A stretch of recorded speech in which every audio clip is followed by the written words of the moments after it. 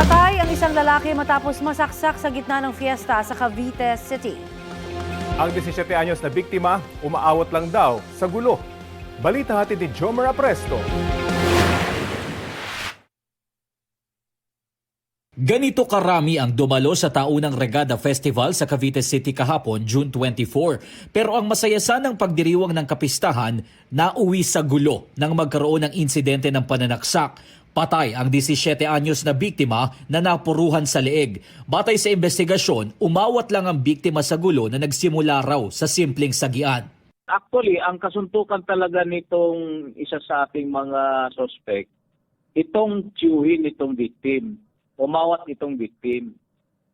Kaso nung umawat siya, mayroon namang isang tao na sumama din sa rambulan at yun nga, nag-struck ng blunt object. Ang tinamaan, ito pong ating victim na 17 years old. Sabi ng ilang saksi doon sa bahaging yun naganap ang pananaksak. Nakatakbo raw ng ilang metro ang biktima pero pagdating dito sa mismong kinatatayuan ko, bigla na lang humandusay ang biktima.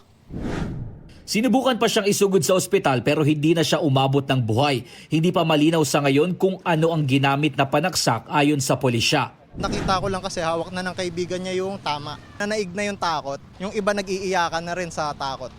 Naaresto ng mga otoridad ang 34 anyos na sospek na pinaniniwala ang unang nakaaway ng tiyuhin ng biktima. Ang itinuturong nakapatay sa biktima, agad na tumakas at nagtago. Nakausap natin yung mga magulang, pati yung asawa niya.